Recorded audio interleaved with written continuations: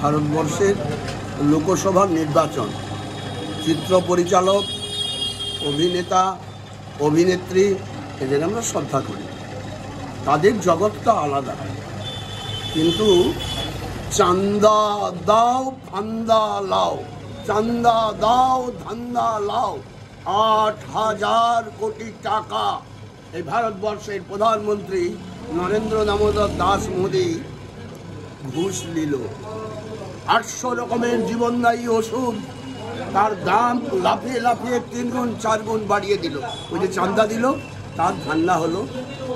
তাহলে বলুন, এই প্রধানমন্ত্রীর ওই তক্তাউসে থাকা উচিত আমার প্রার্থী তপন গাঙ্গুলি, পশ্চিমবঙ্গ রাজ্য খেতমজুর ইউনিয়নের সাধারণ সম্পাদক।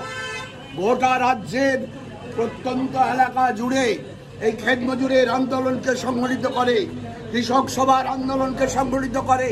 ওই তপন গাঙ্গুলি রানী রাসমণি রোডে যখন খেতমজুর এবং কৃষকদের সভায় উদাত্ত আহ্বান জানিয়ে বলেছিল, এই মোদি বিশ্বাসঘাতক, কৃষকদের পেটে লাথি মারতে চায়।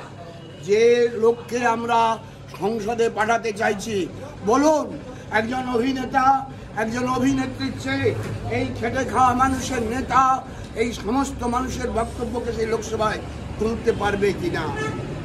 এই জন্যেই আমরা আমাদের গ্রামাঞ্চলের প্রতিটি বাড়িতে বাড়িতে গিয়ে আমরা এই প্রচার সংগঠিত করছি যে আসল রাজনীতির লোককে পাঠান। রাজনীতির লড়াই এখানে অভিনেতা কি করবে ভাই? এবং ব্যাপক মানুষ, আপনি যদি 11 সাল থেকে এই 24 সাল ধরেন, তাহলে পরে এই 10-11 বছরে রাজ্যের কি ধরনের দুর্নীতি হয়েছে। আচ্ছা বলতে পারেন, এই যে তৃণমূলের অভিনেতা আর বিজেপির অভিনেতা এরা কখনো ঠিক থাকে? অর্জুন সিং বিজেপির এমপি তৃণমূলে চলে এলো, আবার তৃণমূল থেকে বিজেপিতে চলে গেল। শুভেন্দু রায় তৃণমূলের নেতা বিজেপিতে চলে গেল। কৃষ্ণ কল্যাণ বিজেপির নেতা তৃণমূলে চলে এলো। তাহলে এই সমস্ত পার্লামেন্টারিয়ান বা লেজিসলেটিভ অ্যাসেম্বলি মেম্বারদের পাঠালে চরিত্রে ঠিক থাকবে? এরা সাধারণ মানুষের কথা বলবে? এই দুটো দলের মধ্যে কোনো পার্থক্য খুঁজে পাচ্ছেন না, একেবারে এক, কোনো রকমের কোনো বিশেষ পার্থক্য নেই। 2, আমাদের দেশ বৈচিত্র্যময় ঐক্যে ভরা, সমস্ত সাম্প্রদায়িক সম্প্রীতি। এই ঈদের আজান চলছে, ঈদ একটা খুশির জিনিস, তাকে কেন্দ্র করে নিয়ে বিজেপি তার সাম্প্রদায়িক বার্তা দিচ্ছে।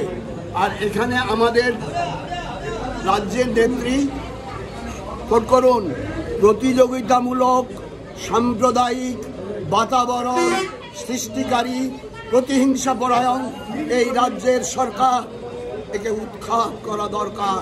আর এটা জেনে রাখবেন, মোদি উৎখাত হলেই ওই তৃণমূল নেত্রী উৎখাত হবে। কারণ তৃণমূল নেত্রীর এর দল এবং এর ক্যাডারদের যে জন্ম, এটা আদবানির আশ্রমে। স্বভাবতই RSS ওকে দুর্গা আখ্যা দিয়ে বলেছিল যে বামফ্রন্টকে হটানোর অভিযানে তুমি নেতৃত্ব দাও, আমরা পাশে আছি। এরপরেও বলতে হবে, এই তৃণমূল বিজেপির যে বাইনারি, এটা কখনো মানুষের কাছে বিশ্বাসযোগ্যতা পাবে? ব্যাপক সাড়া। মানুষ বলছে দ্রব্যমূল্য বৃদ্ধিকারী, কৃষকের জমি লুণ্ঠনকারী, সামাজিক কল্যাণমূলক ভাতা প্রকল্পে কোনো রকমের কোনো অনুদান যা বৃদ্ধি করার সাংসদিক নিয়ম আছে, সেই নিয়ম মানছে না। 23-24 অর্থবর্ষ, 24-25 অর্থবর্ষ, দুটো অর্থবর্ষ দেখুন। 4 সালে আমরা স্বামীনাথন কমিশন অন ফার্মার্স এর উপর দাঁড়িয়ে 100 দিনের কাজ চালু করেছিলাম। গত বছরের অর্থনীতি বাজেটে ছিল 59,000 কোটি টাকা, তার আগের বছর ছিল 89,000 কোটি টাকা। 30,000 কোটি টাকা কেড়ে নিল। কার পেটে লাথি মারছে? লক্ষ্মীর ভাণ্ডার, নিশ্চয়ই লক্ষ্মীর ভাণ্ডারকে আমরা সমর্থন করি। আমরা বলি কেন 11টা শিল্পপতিকে যদি 11 লক্ষ কোটি টাকা দেওয়া যায়, তাহলে কেন 2,500, 3,000 করে দেওয়া যাবে না? আমরাই তো এই প্রকল্প চালু করেছিলাম। কৃষি পেনশন, বিধবা ভাতা, বার্ধক্য ভাতা, বিনা বেতনে স্কুলে পড়া, খাল বিল না মুজে যাওয়ার সংস্কার। কি খাবো তখন চিৎকার করতো বাচ্চা ছেলেরা ঘরে ঘরে বামফ্রন্ট যখন আসে। আর আজ এক বাটি মুড়ি দিয়ে দিলে ছেলে বলে কি দিয়ে খাবো, এই যে কি খাবোর সমাধান এই ভাবগ্রহণ করেছে। আবার সেই দিকে নিয়ে যাওয়ার গভীর চক্রান্তে লিপ্ত এই তৃণমূল এবং বিজেপি, এর একই আসনে আছে। তাই অভিনেত্রী দিয়ে নাচ গান হতে পারে, অভিনয় হতে পারে, তার প্রতি আমার পরিপূর্ণ শ্রদ্ধা আছে, কিন্তু অভিনয় দিয়ে তো আর পেট করবে না। পেট ভরতে গেলে পেটের জন্য লড়াই চাই। যে পেটে লাথি মারছে তৃণমূল কংগ্রেস, যে পেটে লাথি মারছে বিজেপি, এদেরকে পরাস্ত করাই আমাদের একমাত্র।